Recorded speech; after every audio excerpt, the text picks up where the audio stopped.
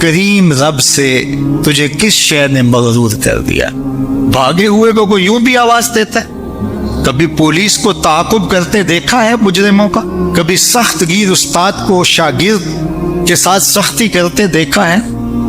لیکن یہاں پیار کے چھلکتے ہوئے رنگ دیکھیے، جو مالک کی دہلیز چھوڑ کے باغی ہو گیا ہے، سرکش متمرد شیطان کے ہتھے چڑھ گیا، اس کو رحمت آواز دے گیا، وہ بھاگنے والے آ جا، تیرا رب بڑا ہی کریم ہے، تیرا رب بڑا ہی کریم ہے۔ بتا نا تجھے کس شے نے مغرور کیا؟ دولت نے، یہ 4 دن کی چاندنی ہے، پھر اندھیری رات ہے۔ حسن نے ڈھل جائے گا، جوانی ہے ختم ہو جائے گی، اقتدار ہے آج ہے کل نہیں، تو پھر کس بل بوتے پہ تو رب سے غافل ہو گیا ہے؟ آجا پلٹ کے، آنا تو پڑے گا تجھے، بھاگ تو سکتا نہیں ہے۔ اللہ اکبر، اس کی رحمتیں بندے کو آواز دے رہی، کلا بل تکذبون بالدین، فرمایا کیوں نہیں، بلکہ تم آخرت کی تکذیب کرتے ہو۔ جو تم دنیا کو اپنا خدا بنا بیٹھے ہو تو اس کا مطلب سیدھا سیدھا یہی ہے کہ تم آخرت کی تکذیب کرتے۔ آج اثر و رسوخ سے، آج چالاکی سے، مکاری سے تم دنیا کی گرفت میں نہیں آتے، لوگوں کی نظروں میں بھی اچھے رہتے ہو، عدالتیں بھی خرید لیتے ہو اور تھانے بھی بک جاتے ہیں، آج تمہارے جرائم بھی چھپ جاتے ہیں، لیکن ایک دن ایسا آنے والا ہے جب حکم اللہ کے ہاتھ میں ہوگا، جب ترازو پورا پورا تولے گا، وہ عدالت لگے گی تو وہ عدالت 100% پورا تولے گی، انصاف ہوگا، وہ انصاف کا دن آنے کا ہے۔ قبل اس سے کہ وہ وقت آئے کوئی حجت باقی نہ رہے، تمہیں اپنی آخرت کے لیے تیاری کر دینی چاہیے۔ سورہ الانفطار ہمیں بتاتی ہے کہ ہم اپنی زندگی کو منظم کریں، اپنی زندگی کو اللہ اور اس کے رسول کے بتائے ہوئے طریقے کے مطابق بسر کریں اور اپنے رب کی راہوں کے مسافر ہوں۔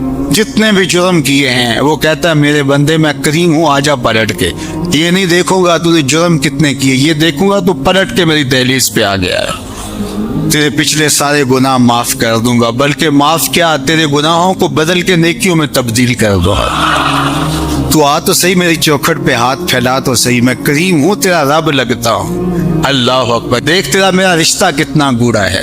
دیکھیے ماں کا بیٹے کے ساتھ جو رشتہ ہے، دنیا کے کسی ترازو پہ اس رشتے کی پیمائش ہو سکتی ہے؟ مائیں کتنے دکھ نہیں جھیلتی، کتنی تکلیفیں گوارا نہیں کرتی، لوگوں کے گندے کپڑے دھو رہی ہوتی اپنی اولاد کا پیٹ پالنے کی۔ ماں کے سینے میں یہ پیار کیوں ہے؟ آپ سب کا ایک جواب ہوگا، اس لیے کہ ماں نے اولاد کو جنم دیا ہے۔ جس ماں نے جنم دیا ہے وہ اتنا پیار کرتی ہے تو جس رب نے خلق کیا ہے وہ کتنا پیار کرتا ہے۔ تو جنم دینے والی کے پیار کا ٹھکانہ کوئی نہیں، تو جس نے دستے قدرت سے بنایا ہے، جو خالق ہے، اس کا بندے کے ساتھ کتنا پیار ہے۔ تو ماں کی گود چھوڑ کے بچہ بھاگ جائے، کتنا بھی نالائق ہو، ماں انتظار کرتی ہے، پتر آ جا، اتنی ٹھنڈی چھاؤں کہیں نہیں ملے گی۔ تو ماں چاہتی ہے بچہ جتنا بھی بڑا مجرم ہے آ جائے پلٹ کے، تو رب نہیں چاہتا کہ میرا بندہ پلٹ کے آ جائے۔ تو ماں کہتی ہے پتر آ جا، اتنی ٹھنڈی چھاؤں کہیں نہیں ملے گی۔ تو مالک کیا کہتا ہے، یا ایھا الانسان ما غرک بربک الکریم، آ جا میں بڑا ہی کریم ہوں۔ میں یہ بھی نہیں کہوں گا کہ تو نے یہ جرم کیا تھا، تو آ گیا یہ کافی ہوگا، تیرا آنا ہی میری خوشنودی کا باعث ہے کہ تو پلٹ کے آ گیا ہے۔ اللہ تعالی ہمیں سچی توبہ کی توفیق دے۔ اس دنیا کے اوپر جتنے بھی ہم گناہ کرتے ہیں، صرف ایک گناہ کو ہی شرک کہا گیا ہے، شرک اصغر، شرک کے علاوہ، حقیقی شرک کے علاوہ اگر کسی گناہ کو شرک کہا گیا ہے تو وہ ریا کو کہا گیا ہے۔ ریا میں انسان اس عمل میں کسی بندے کو شریک کرتا ہے، یعنی کسی بندے کی رضا جوئی کے لیے، کسی بندے سے کچھ غرضیں سمیٹنے کے لیے، اور کسی بندے کی خوشنودی کے لیے، یا اپنے نفس کو اس میں شامل کر کے وہ ریا کے ذریعے سے اپنے عمل کو ملوث کرتا ہے، تو وہ عمل پھر خالص نہیں رہتا۔ تو صرف جو شرک اصغر کہا گیا اعمال میں سے، وہ ریا کو کہا گیا، اور یہ ایک رائی کے دانے کے برابر بھی قابل قبول ہے۔ جہنم میں ایک وادی ہے، حدیث پاک میں آتا ہے کہ وہ اتنا عذاب ہے اس وادی کے اندر کہ ایک دن میں 600 مرتبہ جہنم بھی اس وادی سے پناہ طلب ہے، پناہ مانگتی، اللہ مجھے اس وادی سے بچا۔ 600 مرتبہ ایک دن میں جہنم اللہ سے عرض کرتی ہے، مالک مجھے اس حصے سے بچا کے رکھنا. 600 مرتبہ ایک دن. تو صحابہ نے عرض کی یا رسول اللہ صلی اللہ علیہ وآلہ وسلم اس وادی میں کون لوگ ڈالے جائیں؟ تو اللہ کے محبوب علیہ السلام نے فرمایا القراء المراؤون، وہ قراء جو ریاکاری کرتے وہ اس وادی کے اندر ڈالے جائیں گے. تو اب اللہ کیا چاہتا ہے ہم سے؟ اللہ چاہتا ہے میرا بندہ میرا ہی ہو اور اس کے اندر غیر کی شرکت نہ ہو. یار ایک عورت نہیں چاہتی کہ میرے سے محبت کرنے والا وہ شوہر ہے یا اس کی ناجائز محبت بھی ہو، وہ یہ گوارا نہیں کرتی کہ اس کے اندر کسی کی معمولی سی شائبہ بھی جو ہے وہ غیر کی شرکت کا ہو. ایک مرد نہیں چاہتا، وہ جس سے محبت کرتا ہے تو وہ نہیں چاہتا کہ اس میں شائبہ غیر کا ہو. تو جو سب سے زیادہ غیرت والا نہیں، اغیر سب سے زیادہ غیرت کرنے والا ہے، تو وہ کس طرح گوارا کرے گا کہ نفس شامل ہو، خواہشات شامل ہو اور کوئی اور شامل ہو. قیامت کے دن جو لوگ ریاکاری کرتے رہے تو اللہ تعالیٰ ان کو بلائے گا اور وہ کہیں گے کہ مالک ہمارے عمل کی جزا. تو اللہ فرمائے گا ان سے لو جن کے لیے کرتے رہے. اور یہ وہ انتہائی ذلت ہوگی اس دن جو اٹھانی پڑے گی. تو محبت کا تقاضا پھر محبت کا خالص ہونا ہے، اور خالص للہ محبت ہی مقبول ہے، اور جو خالص للہ نہیں ہے وہ مردود ہے. تو اس لیے تھوڑی محبت ہو، وہ آہستہ آہستہ پروان چڑھ جائے، لیکن ہو خالص. تو یہ ہمارے دین کا، ہمارے رب کا، ہماری شریعت کا ہم سے تقاضا ہے.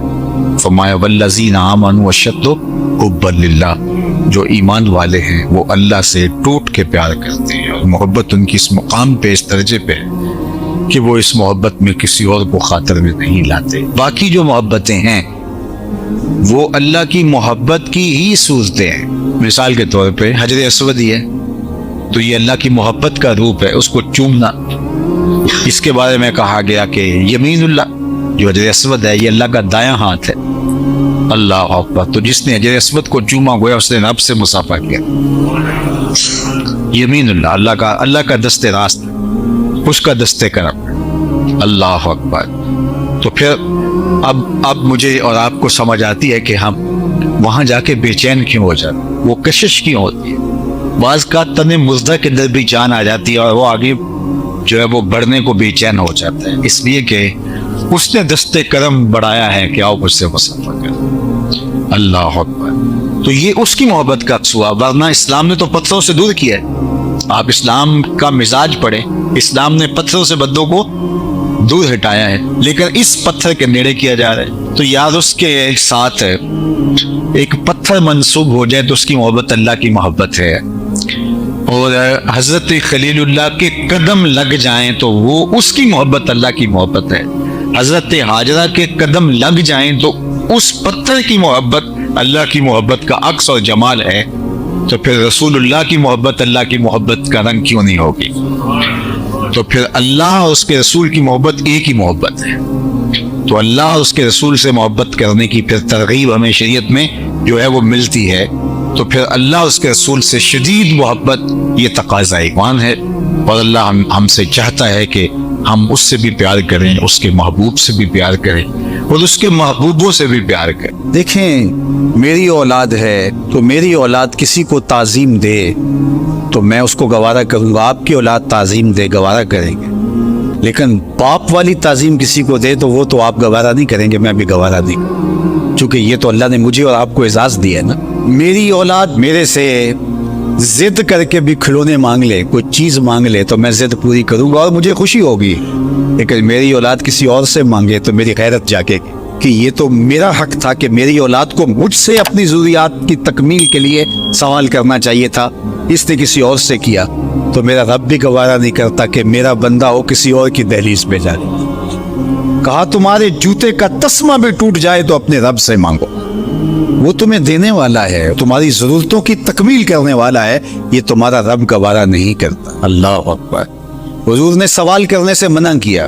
حضرت ابو بکر صدیق رضی اللہ تعالی عنہ سواری پہ بیٹھے تو ہاتھ سے کوڑا گر گیا، تو آپ گھوڑا کھڑا کیا، نیچے اترے، کوڑا اٹھایا، پھر بیٹھے. تو کسی نے کہا کہ یہ آپ فرما دیتے، ہم پکڑ کے آپ کے ہاتھ میں دے دیتے. کہا حضور نے سوال کرنے سے منع کیا. یہ ہیں وہ لوگ جو عمل کرنے والے ہیں اور ہم تو باتیں کرنے والے ہیں. والذین آمنوا اشد حبا للہ، اور جو اہل ایمان ہیں وہ اللہ کو ٹوٹ کے چاہتے ہیں.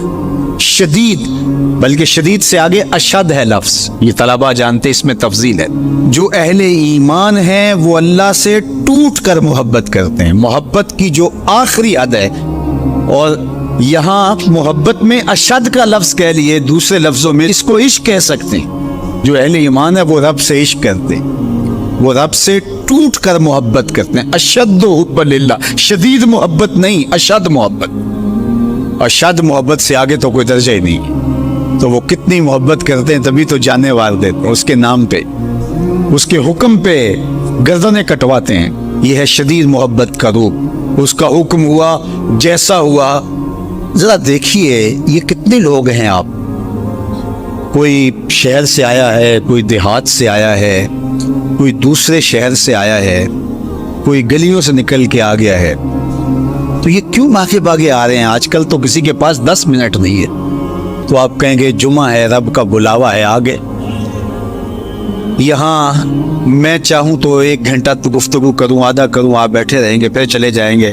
ابھی گھر جا کے کمر سیدھی نہیں ہوگی تو پھر مسجد سے بلاوا آئے، آپ پھر بھاگے چلے آئے. تو وہ مالک اس محبت کی لاج رکھنے والا ہے. یار اللہ سے محبت بہت بڑی دولت ہے. آج اللہ سے محبت ہم بھول گئے ہیں.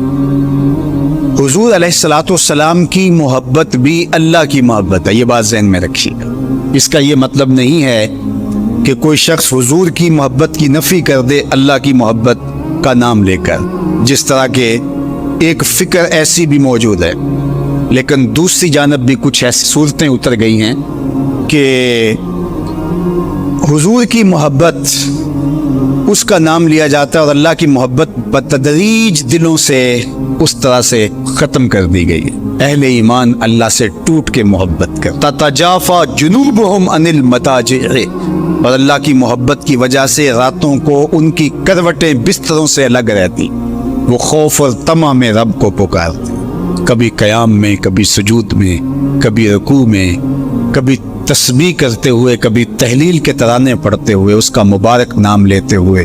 تو اس کے ذکر سے اس کی محبت کا اظہار ہوتا ہے.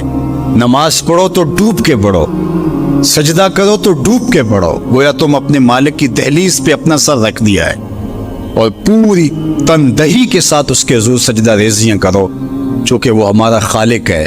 جب کسان ہل چلاتا ہے اور فصل پکتی ہے تو چڑیاں آ کے اس فصل کو چگ جاتی ہیں، کچھ دانے اٹھا کے لے جاتی ہیں. تو روایت میں آتا ہے کہ وہ اٹھائے ہوئے جو دانے چڑیاں لے گئی ہیں، اللہ ان کو بھی اس کسان کے نامہ اعمال میں صدقے کے ثواب میں لکھتا ہے. تو یہ دین ہے ہمارا. ما وعدہ فی منافع صدقہ، جو تم کمائی بیوی کو لا کے دیتے ہو، اس کو منہ میں رکھتے ہو، برگر کھلاتے ہو، تو بیوی کو جا کے تم جو چیز کھلاتے ہو لا کے، اور اس سے وہ خوش ہوتی ہے اور تمہیں بھی اس سے مسرت ہوتی ہے، تو فرمایا کہ وہ جو تم نے کمائی کر کے لقمہ لا کے بیوی کے منہ میں دیا اور وہ خوش ہوئی، تو فرمایا تمہارا وہ بھی نامہ اعمال میں صدقے کے کھاتے میں لکھا جائے گا. تمہارا دین تو کتنا آسان دین ہے، تمہارا دین تو اتنا اچھا دین ہے. صرف یہ ہے کہ نیت کے فرق سے میں نے کہا چور اور چوکیدار بنتا ہے. اس نیت کے قبلے کو درست کرنا ہے، اس لیے اس کو سلس دین کہا گیا ہے. انما الاعمال بالنیات. تو ہم اس کے لیے جیتے ہیں. میری زندگی کا مقصد تیرے دین کی سرفرازی، میں اسی لیے مسلمان، میں اسی لیے نماز، بات ختم. ہم بس اسی کے لیے جی رہے ہیں. اسی کا حکم ہے اپنی اولاد کی اچھی تربیت کرو، ان کو دین کے سپاہی بنانا ہے، اس کو اللہ کے مطیع اور فرما بردار بندے بنانا ہے. اس کے لیے جو تم کوشش کر رہے ہو تو ہمارا یہ صدقہ لکھا جا رہا ہے. تم مجاہد فی سبیل اللہ ہو، تم اپنی اولاد کے لیے اس لیے کمائی کر رہے ہو کہ ان کو جو ہے وہ اللہ کا ایک مطیع بندہ بنانا ہے. تم اپنے ہمسایوں کے ساتھ اس لیے سلوک کر رہے ہو کہ ہمسائے اور اللہ رسول کا حکم ہے اور میں نے ہمسایوں کے ساتھ اچھا سلوک کرنا ہے. تم رشتہ داروں کے ساتھ نبھا رہے ہو ان کے تلخ رویوں کے باوجود بھی کہ اللہ رسول کا حکم ہے لہٰذا میں توڑ تو نہیں سکتا، لہٰذا اللہ اس کا بھی تمہیں اجر عطا کرے گا. ان تلخ رویوں کا تمہیں تمہارے نامہ اعمال میں اجر و ثواب لکھا جائے گا جو تم سہتے ہو اور برداشت کرتے ہو. تم سردی سہتے ہو، تم گرمی سہتے ہو، تم مشکلیں سہتے ہو. تو یہ ساری تمہارا دین ہے، چونکہ تمہارے دین کو اللہ نے بہت خوبصورت بنایا ہے. تمہارا دین اور تمہاری دنیا الگ نہیں ہے. ایک صحابی کو حضور نے دیکھا کہ وہ بہت کمزور تھا، فرمایا کہ تمہاری یہ کیا حالت ہے, تم اتنے کمزور ہو. اس نے کہا میں نے اللہ سے ایک دعا مانگی تھی, شاید وہ قبول ہوگی. فرمایا کیا ہوا؟ میں نے دعا مانگی تھی اللہ جو آخرت کے حصے کے دکھ ہے وہ بھی دنیا پہ بھیج دے اور میری آخرت صاف ہونی چاہیے, تو شاید میری دعا قبول ہو گئی ہے. اور مجھے بہت ساری بیماریاں, دکھ اور اذیتیں ہیں جنہوں نے مجھے گھیر رکھا ہے. تو اس پر حضور خوش ہونے کی بجائے اسے ناراض ہو کے کہا کہ تو نے یہ کیوں کہا کہ آخرت کے حصے کے دکھ دنیا پہ آ جائیں؟ تو نے یہ کیوں نہیں کہا ربنا آتنا فی الدنیا حسنۃ وفی الآخرۃ حسنہ, اللہ مجھے اس جہاں میں بہتریاں دے دے, اس جہاں میں بہتریاں. تو یہ زندگی اچھی جیے, اچھی سواری, اچھی بیوی اور کشادہ مکان انسان کی خوش قسمتی سے, مسلمان کی, مومن کی خوش قسمتی سے بتایا گیا ہے. اچھا اللہ آپ کو گھر دے, اس میں آسودہ رہیں. اللہ آپ کو اچھی فرما بردار نیک صالحہ بیوی دے, بہت اچھی بات ہے. اللہ آپ کو اچھی گاڑی دے دے, تو اس میں کوئی گناہ نہیں ہے, کوئی برائی نہیں ہے, اچھی بات ہے. یہ نہیں ہے کہ دین یہ ہے کہ آپ اپنے تن کے کپڑے بھی اتار کے پھینک دیں اور سردی میں ننگے ہو کے بیٹھ جائیں, یہ کوئی دین ہے, یہ نہیں ہے. ہمارا دین کیا ہے؟ تمہاری نیت کا قبلہ درست ہو. تمہیں جو ملتا ہے تھوڑا ہے یا زیادہ اس پہ تم راضی ہو. تھوڑا ملے تو پھر بھی مالک تیری مرضی میں اس پہ راضی, اور زیادہ ملے مالک میں تیری مرضی پہ اور تیری عطا پہ راضی. تھوڑا ملے تو صبر کرے, زیادہ ملے تو بانٹنا شروع کر, بات ختم ہو گئی. اور کاروبار کرے تو اللہ کی رضا کے لیے جائے, اور بچوں کو ایک اچھی تربیت کی نیت سے گھر سے نکلتا ہے. حتیٰ کہ جو کاروبار کرتے ہوئے مشقتیں آتی ہیں, ٹینشنیں آتی ہیں, پریشانیاں آتی ہیں, جھٹکے لگتے ہیں انسان کو, گاہک کے رویے کی وجہ سے کسی نے ادھار لے لیا, وہ پیسے نہیں دے رہا, بار بار اس کو کہنا پڑتا ہے, اس کے سخت اور تلخ رویے ہیں. یہ جو جھٹکے اور تکلیفیں اور جو ٹینشنیں آتی ہیں, اس تاجر کو اللہ کی جانب سے اس کا بھی ثواب عطا کیا جاتا ہے. ایک شخص آیا, اس نے چادر بچھائی اور جلدی جلدی سے وہ غلہ, وہ کھجوریں, وہ مال اپنے کپڑے میں ڈالنے لگا. میں نے دوڑ کے اس کو پکڑ لیا, تو اس نے اپنا آپ مجھ سے چھڑانا چاہا, لیکن میرے ہاتھوں کی گرفت مضبوط تھی, وہ چھڑا نہ سکا. اس نے کہا کہ میں کثیر العیال ہوں, میرے چھوٹے چھوٹے بچے ہیں, تو بھوک نے مجھے چوری پہ مجبور کیا, میں کوئی پیشہ ور چور نہیں ہوں. کہتے ہیں مجھے ترس آ گیا, میں نے اس کو چھوڑ دیا.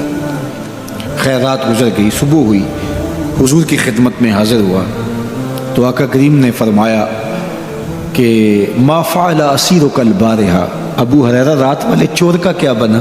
عرض کی حضور وہ بڑا مجبور شخص تھا کوئی, اور اس نے کہا کہ میں پیشہ ور چور تھوڑا ہوں, بچوں کی بھوک نے مجھے یہاں تک پہنچا دیا. تو حضور علیہ السلام نے فرمایا جھوٹا شخص ہے, اور سنو آج پھر آئے گا. کہتے اگلے دن تو میں طاق میں رہا. تو خیر وہ آیا اور اس نے چادر بچھائی اور غلہ اس چادر میں ڈالنے لگا. میں نے جا کے پکڑ لیا, تو اس نے کہا مجھے چھوڑ دے. میں نے کہا میں تو نہیں چھوڑوں گا. اس نے کہا کہ مجھے چھوڑ دے, منت سماجت کی اور بہت ترلے کیے. تو کہتے میرے دل میں پھر ترس آ گیا, میں نے پھر چھوڑ دیا. میں پھر حضور کی خدمت میں آیا, تو حضور نے فرمایا ما فعل اسیرک البارحہ, رات والے چور کا کیا بنا؟ میں نے کہا حضور وہ آیا اور اس نے کہا میں کثیر العیال ہوں, مجھے پھر ترس آ گیا, میں نے چھوڑ دیا. فرمایا جھوٹا آدمی ہے, اور سنو آج پھر آئے گا. اللہ اکبر. جو ہو چکا وہ بھی حضور جانتے ہیں, جو ہونے والا ہے وہ بھی میرے حضور جانتے ہیں. یہ اللہ نے اپنے محبوب کو شان دی ہے. تو کہا آج پھر آئے گا. کہتے ہیں میں طاق میں تھا کہ وہ آیا, اس نے چادر بچھائی اور غلہ ڈالنا شروع کر دیا. تو کہتے ہیں کہ میں پھر پکڑ لیا. میں نے کہا آج تو نہیں چھوڑوں گا, آج تو جو حضور کے پاس لے کے جاؤں گا. تو جب اس نے ترلے کیے, منتیں کی, میں نے کہا نہیں آج تو کوئی بات نہیں چلے گی. ایک دن ہو گیا, 2 دن ہو گیا, اب تیسرا دن ہے. اس نے کہا ابو ہریرہ میں تمہیں ایک بات بتاتا ہوں, اگر تمہیں اچھی لگے تو مجھے چھوڑ دو گے؟ کہا بتاؤ. کہا کہ جب رات سونے لگو تو آیت الکرسی پڑھ لیا کرو, فجر تک تمہارے پاس شیطان نہیں آئے گا. کہتے ہیں بات بڑی اچھی تھی, میں نے اسے چھوڑ دیا. حضور کی خدمت میں پہنچا تو پھر فرمایا وہ رات والے چور کا کیا بنا؟ میں نے کہا حضور اس نے مجھے یہ وظیفہ بتایا. حضور نے فرمایا بندہ تو جھوٹا ہی تھا لیکن بات سچی بتا گیا. اور پھر فرمانے لگے ابو ہریرہ جانتے ہو وہ 3 دن جو آتا رہا وہ کون تھا؟ میں نے کہا اللہ و رسولہ عالم. فرمایا وہ خود ہی تو شیطان تھا. 3 دن جو آتا رہا وہ خود ہی تو شیطان تھا. اب شیطان بڑا تگڑا ہے لیکن ابو ہریرہ پکڑے تو چھڑا نہیں سکتا. यार अबू हुरैरा पकड़े तो शैतान छुड़ा ना सके, अगर हजरत उमर पकड़ लें तो। यहाँ तो आ गया ना, हजरत उमर के सामने तो आने की हिम्मत भी नहीं करता। इन्न शैतान यफिर्रु मिन ज़िल्ल उमर, शैतान मेरी उम्र के साए को देख के भी भाग जाता है। तो शैतान बड़ा ताकतवर है, बड़ा कवि सही, लेकिन अल्लाह के मुखलिस बंदों के मुकाबले में वो बहुत कमज़ोर है।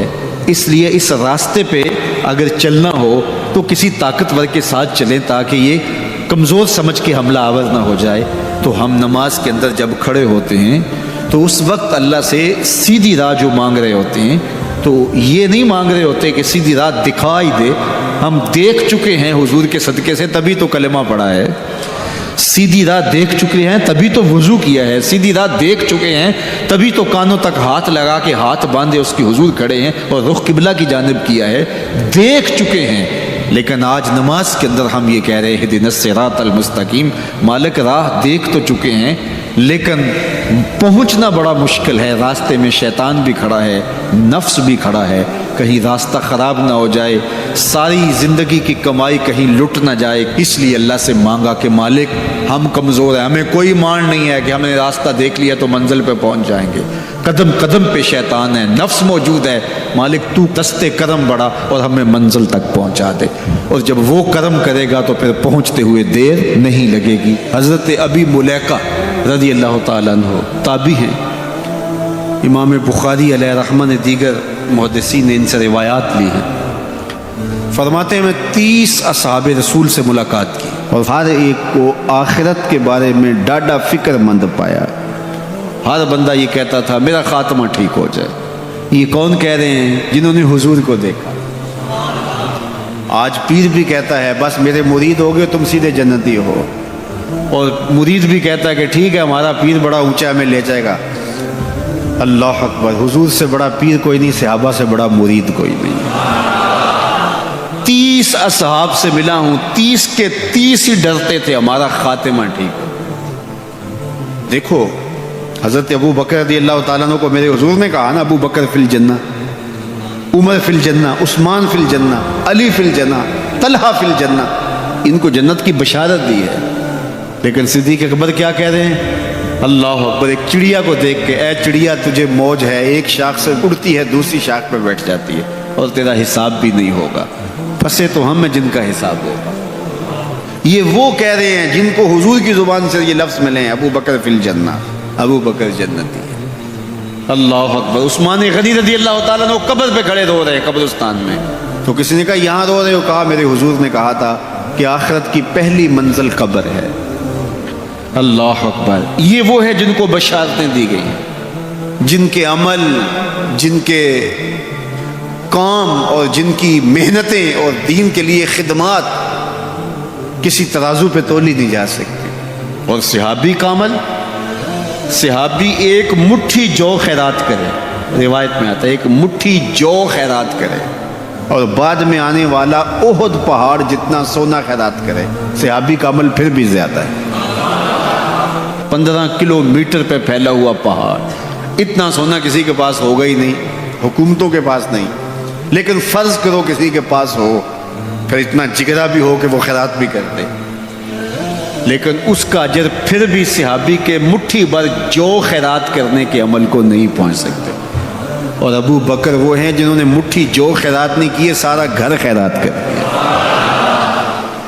कितना अजर है। लेकिन फिर भी कहा कि चिड़िया तुझे मौज है, एक शाख से उड़ के दूसरी शाख पर बैठ जाती और तेरा हिसाब भी नहीं होगा। फंसे तो हम हैं जिनका हिसाब होगा। ये वो लोग हैं जिनकी जिंदगियां तकवे में गुजरी। तताजाफा जुनूबहुम अनिल मदाजि'i, इनकी करवटें बिस्तरों से अलग रहती थी। हम तो जी भर के सोते हैं, लेकिन उनकी करवटें खौफ खुदा की वजह से बिस्तरों से अलग रहती थी। तमा और खौफ में रब को पुकारते थे। हुजूर के जमाले जहां आरा को जी भर के देखा और बशारतें हुजूर की जुबान से नसीब हुई, फिर भी डर रहे हैं।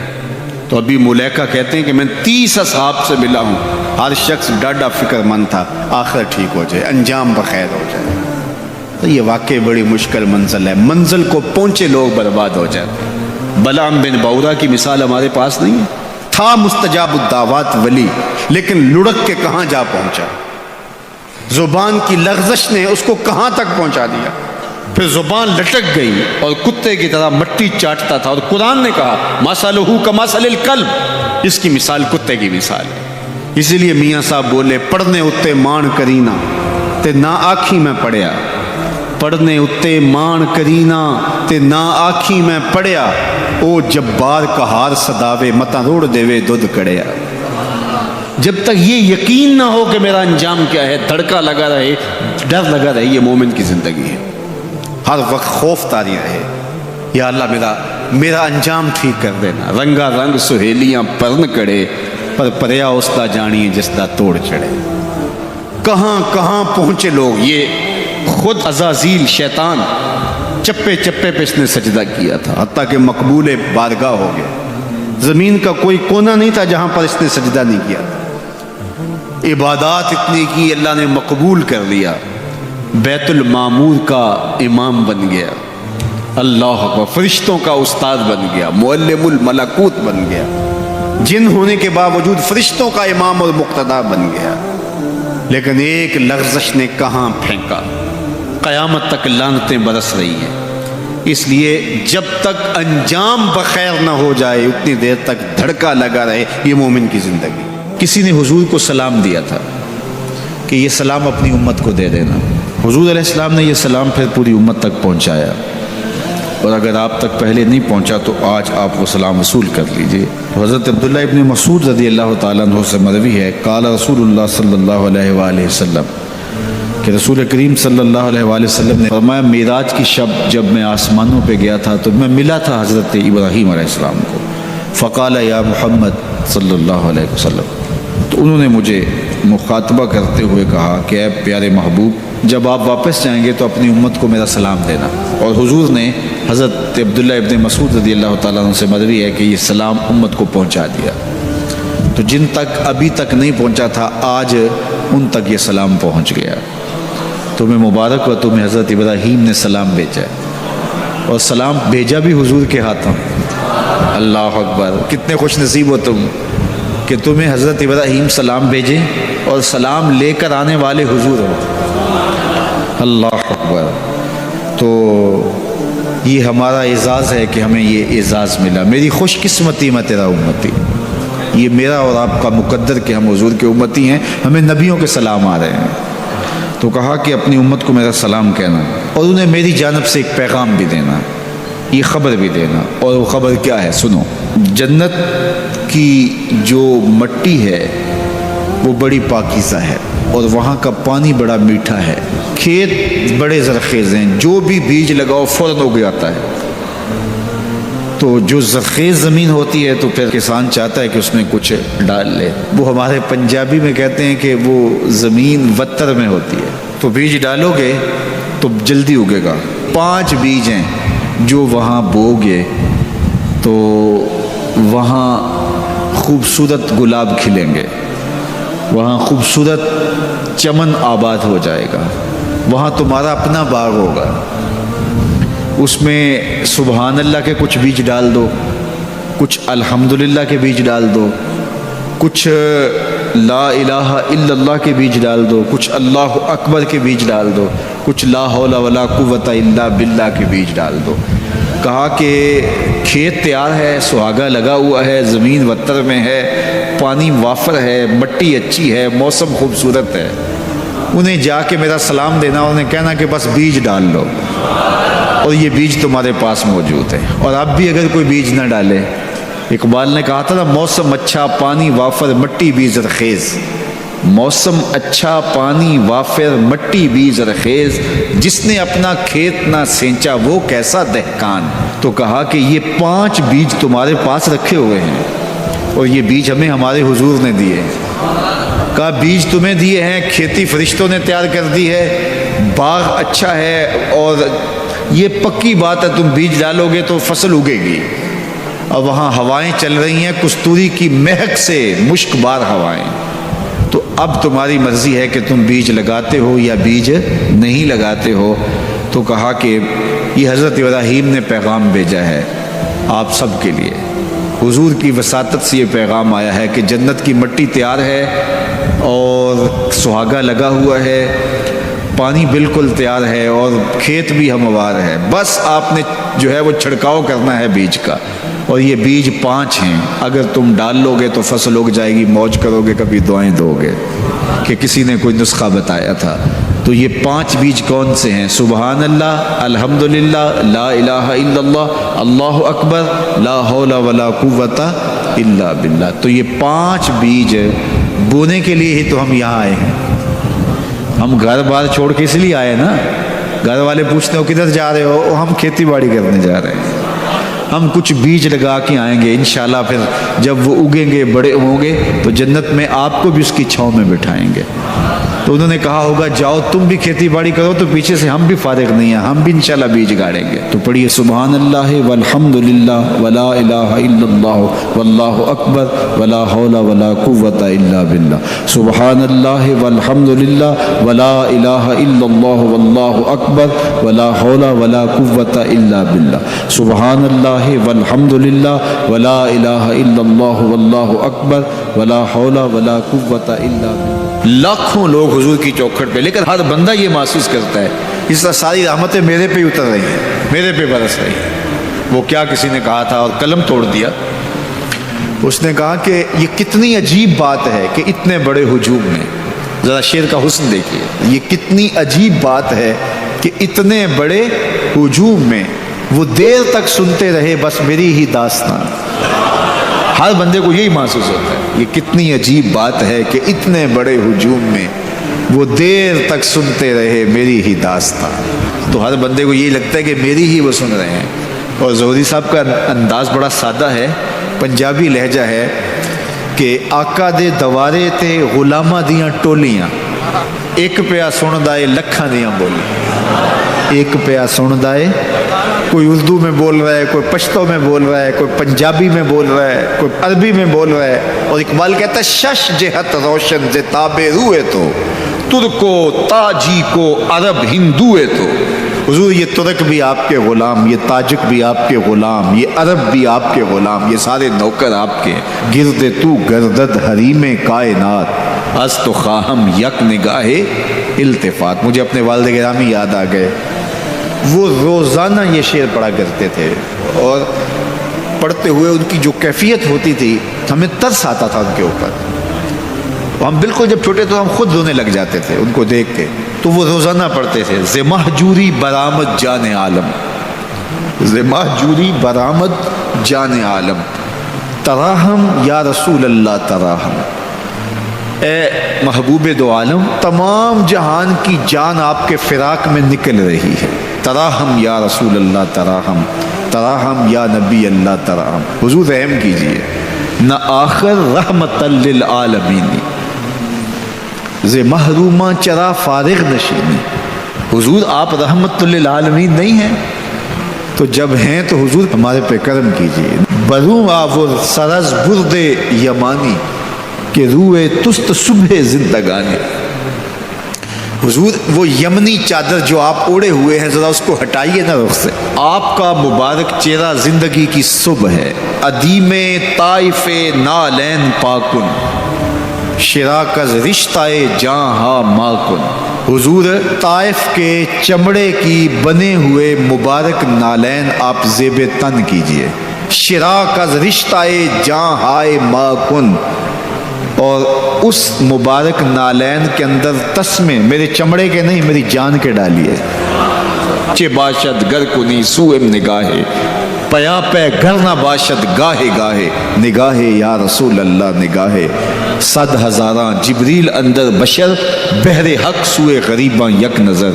یا رسول اللہ انظر حالنا، یا حبیب اللہ اسما قالنا، اننی فی بحر غم مغرق، خذ یدی ساحل لنا اشکا لنا۔ یا صاحب الجمال و یا سید البشر، من وجهک المنیر لقد نور القمر، لا یمکن الثناء کما کان حقہ، بعد از خدا بزرگ توئی قصہ مختصر۔ اللہ اکبر، یہ معمول تھا ان کا، یہ وظیفہ کہہ لیجئے۔ تو اقبال بھی کہتے ہیں گرد تو گردد حریم کائنات، از تو خواہم یک نگاہ التفات، حضور ایک نظر کر دیجئے، ایک نگاہ کر دیجئے۔ اللہ اکبر۔ تو اللہ ہمیں حضور کی نگاہیں نصیب فرمائے، اللہ اجڑے باطن سوار دے اور من میں چراغاں کر دے۔ حضور کی محبت کے بغیر زندگی زندگی ہی نہیں ہے، زندگی کے پلے ہی کچھ نہیں اگر حضور کا پیار نہیں ہے، حضور کا ادب نہیں ہے۔ تو سارا دین ان کی محبت کا نام ہے۔ لا دین لمن لا محبت علیہ، اس شخص کا دین ہی نہیں ہے جس کے پاس حضور کی محبت کا جوہر نہیں ہے۔ ابن آدم کے کسی بھی برے عمل کو شرک نہیں کہا گیا، شرک ایک بہت بڑا جرم ہے، اس کے برابر کسی دوسرے عمل کو شرک نہیں کہا گیا، لیکن ریاکاری کو شرک کہا گیا۔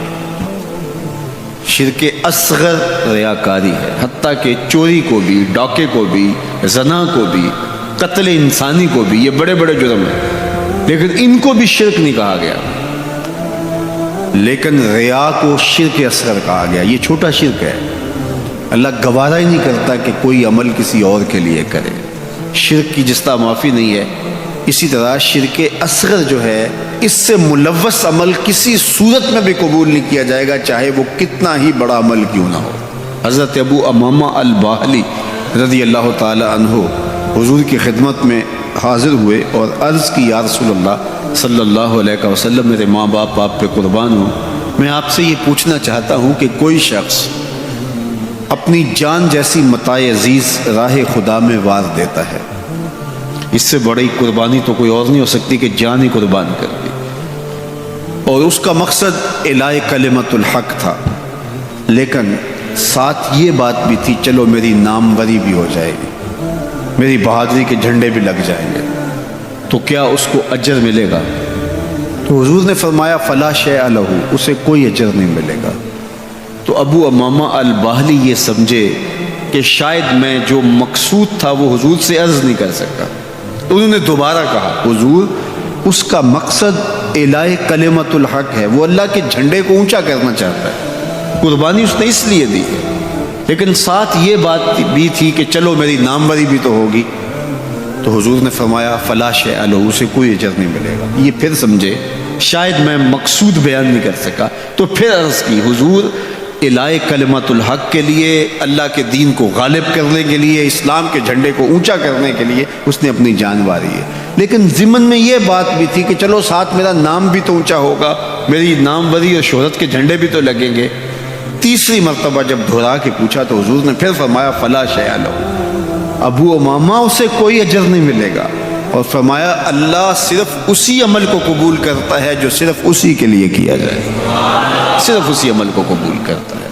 اب ذرا دیکھیے کہ اللہ تعالیٰ جل شانہ کی یہ غیرت ہے کہ وہ اس عمل کو قبول ہی نہیں کرتا جو غیر سے ملوث ہو جائے، وہ صرف اس عمل کو قبول کرتا ہے جو محض اس کے لیے کیا جائے، اور اس کے علاوہ عمل کو شرک اصغر قرار دیا گیا۔ تو شیطان کی کوشش یہ ہوتی ہے کہ وہ عمل کو ریا میں مبتلا کر دے تاکہ یہ عمل کی مشقت بھی گوارا کرے اور اس کو اس سے کچھ حاصل ہونے کی بجائے الٹا اللہ کی ناراضگی ملے۔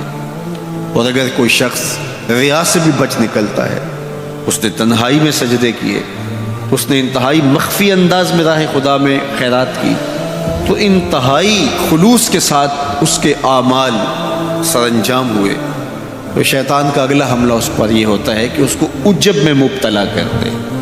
عجب کیا ہے کہ وہ اپنے عمل کو دیکھتا ہے، اپنے آپ کو دیکھتا ہے، کہتا ہے واہ یہ عمل تو میرے پاس ہے، دوسروں کے پاس تو نہیں ہے، میں تو تہجد گزار ہوں، 5 نمازیں بھی پڑھتا ہوں، صلاۃ الاشراق بھی پڑھتا ہوں، صلاۃ الچاشت بھی پڑھتا ہوں، صلاۃ الاوابین بھی پڑھتا ہوں، میں تو دن کو روزہ بھی رکھتا ہوں، راتوں کا قیام بھی مجھے نصیب ہے، میں تو تلاوت کلام مجید بھی روز اتنے پارے پڑھتا ہوں، میں یہ بھی کرتا ہوں، میں یہ بھی کرتا ہوں، کسی کے دکھلاوے کے لیے بھی نہیں کرتا۔ تو وہ اپنے اس عمل کی وجہ سے عجب میں، خود نمائی میں اپنے آپ کو دیکھنے لگ جاتا ہے، اور وہ جو عمل نہیں کر رہے ہوتے ان گناہ گاروں کو حقیر جاننے لگ جاتا ہے۔ تو یہ عجب اس کو برباد کر دیتا ہے، اور عجب اس کے عمل کے حسن کو اور عمل کے جمال کو چھین لیتا ہے۔ علامہ رومی فرماتے ہیں کہ کچھ عامل ایسے ہوتے ہیں کہ 4 دن نمازیں پڑھیں تو آسمان کی طرف دیکھنے لگتے ہیں کہ آسمان سے کوئی پیغام میرے نام آ رہا ہے کہ نہیں آ رہا۔ تو جبکہ یہ راستہ تو محض اس کی رضا کے لیے چلتے رہنے کا ہے، ساری زندگیاں گزر جاتی ہیں۔ حضرت ذوالنون مصری کہتے ہیں کہ میں ایک شخص کے پیچھے دوڑتا تھا اور وہ فقیر میری طرف نظر اٹھا کر بھی نہیں دیکھتا تھا، تو 40 سال کے بعد ایک دن اس نے میری طرف پلٹ کے دیکھا اور مسکرا کے کہا کہ تم میرے پیچھے پیچھے رہتے ہو، خیر تو ہے؟ 40 سال کے بعد۔ تو میں نے کہا کہ میں اس میں اعظم کی تلاش میں ہوں۔ تو اس نے ہنس کے کہا یہ اتنا سوکھا نہیں ملتا۔ تو کہا میرے 40 سال بیت گئے اور آج اس نے نظر اٹھا کے دیکھا۔ ریا کے بعد اگلا مرتبہ شیطان کے لوٹنے کا وہ عجب ہے، وہ اس کے اعمال کو مزین کر کے اس کے سامنے رکھ دیتا ہے اور وہ سمجھتا ہے کہ یہ میرے پاس ہے، عمل اوروں کے پاس نہیں ہے۔ لیکن اللہ کسی کے اعمال کا حجم نہیں دیکھتا، اللہ تعالیٰ جل شانہ بندوں کے عجز کو دیکھتا ہے۔ وہ گناہ جس گناہ کے بعد جو ہے وہ شرمندگی ہو جائے، اس نیکی سے بہتر ہے جس نیکی کے بعد عجب اور تکبر پیدا ہو۔ اللہ کو وہ آنسو قبول ہے جو ندامت کے ہیں۔ سب سے اچھا کام، سب سے بہتر وظیفہ اس کا ہے جو قرآن خود بھی سیکھتا ہے اور اوروں کو بھی سکھاتا ہے۔ تو اس کتاب سے جڑ جاؤ، اس کتاب سے وابستگی اختیار کرو۔ جس رات کے دامن میں قرآن نازل ہو وہ رات تو افضل ہو، وہ رات تو 1000 مہینے سے اشرف ہو۔ اللہ اکبر۔ تو پھر مجھے بتاؤ کہ جو قرآن کو اپنی روح میں بسا لے، جو اپنے اعمال کو قرآن کی تعلیمات کے تابع کر دے، جو اپنے دنوں کو قرآن کے اجالوں میں گزارے، اپنی راتوں کو قرآن کی تلاوت میں بسر کرے، دن کی تنہائی میں اور رات کے اجالوں میں قرآن پڑھے، بتاؤ وہ کتنا اشرف ہوگا۔ اس لیے میرے اور آپ کے آقا و مولا نے فرمایا راتوں کی تنہائیوں میں اٹھ کے قرآن پڑھا کرو اور قرآن پڑھتے ہوئے رویا کرو، اور اگر رونا نہ آئے تو رونے کی کوشش کیا کرو، کوشش کیا کرو، رقت پیدا ہو جائے تمہیں قرآن کی تلاوت کرتے کرتے۔ حضرت داتا گنج بخش علی حجویری علیہ رحمہ سے ایک مرید نے کہا حضرت اگر رونے کی کوشش کریں پھر بھی رونا نہ آئے، فرمایا پھر اپنے مقدر پہ رویا کرو۔ تم اتنے سنگ دل ہو گئے ہو کہ تمہاری آنکھیں آنسوں کا خراج نہیں دیتی ہیں۔ تو اس کتاب کے ساتھ جڑ جاؤ، تعلق کو مضبوط کر لو، اور اس کتاب سے وابستگی تمہیں دنیا آخرت کی بہتری کی ضمانت فراہم کرے گی۔ اور یہ کتاب زندہ ہے، اس کا پیغام کبھی فرسودہ نہیں ہوا، اس کا پیغام کبھی پرانا نہیں ہوا۔ ہر دور کے تقاضوں سے یہ کتاب ہم آہنگ ہے، اور یہ کتاب ہر شخص کی ضرورت کی کفالت کرتی ہے۔